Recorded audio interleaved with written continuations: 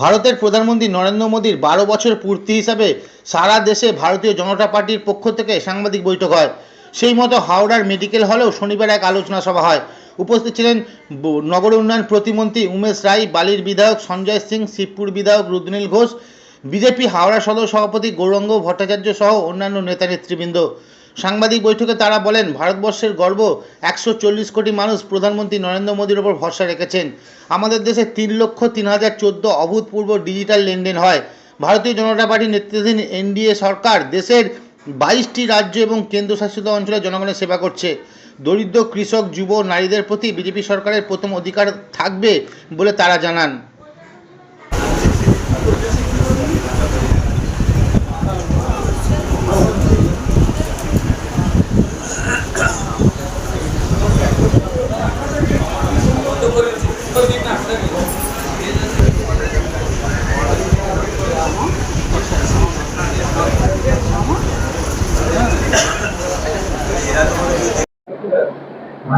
কারণ ভারতবর্ষের যশস্বী প্রধানমন্ত্রী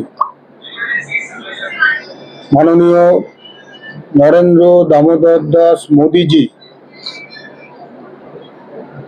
১২ বছরের যে সরকার পরিচালনা করছেন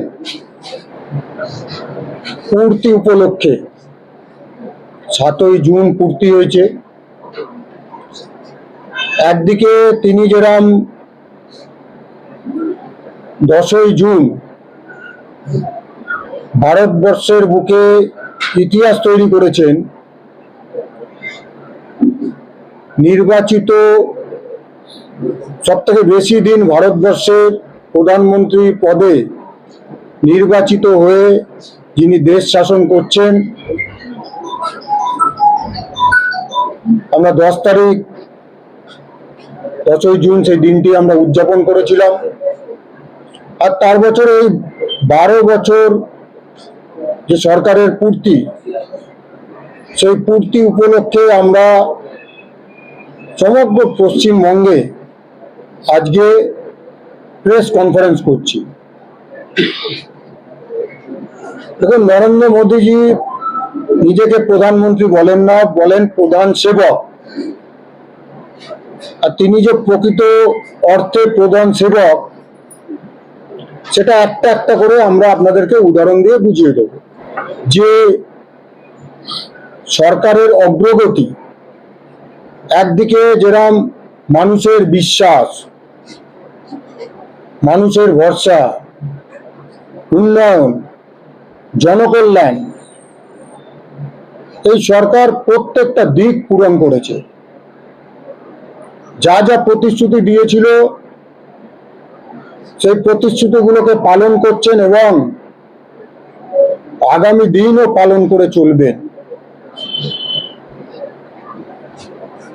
ভারতবর্ষের মানুষ এক যশস্বী প্রধানমন্ত্রীকে পেয়েছেন। আমি বিস্তারিত একটা একটা করে আপনাদের কাছে তুলে ধরব। যে মাননীয় প্রধানমন্ত্রীজি একদিকে যেরকম নারী ক্ষমতা, একদিকে যেরকম কৃষকদের জন্য জনকল্যাণ, শ্রমিকদের জন্য যে প্রকল্প, ছাত্র যুবদের জন্য যা যা উন্নয়ন, সাথে সাথে সমাজের বিভিন্ন স্তর অবধি, অর্থাৎ আমরা বিশ্বাস করি অন্তর্দয়ের উন্নয়ন, অর্থাৎ সমাজের একদম নিচু স্তরে যারা রয়েছেন তাদের যতদিন পর্যন্ত না প্রকৃত আমরা তুলে আনতে পারি, তাহলে কিন্তু সেটা সেরকম দেশের পক্ষে মঙ্গল নয়, সমাজের পক্ষে মঙ্গল নয়। তাই জন্য আমাদের প্রথম অগ্রাধিকার থাকে, অর্থাৎ প্রায়োরিটি থাকে যে সমাজের একদম পিছিয়ে পড়া যারা মানুষ আছেন তাদেরকে সমাজের মূল স্তরে নিয়ে আসার প্রচেষ্টার প্রধানমন্ত্রী নিরলসভাবে সেই প্রচেষ্টা করে চলেছেন, উন্নয়ন করে চলেছেন, জনকল্যাণ করে চলেছেন। আর দেশের জন্য যে কাজ, সেই কাজ তিনি করে চলেছেন।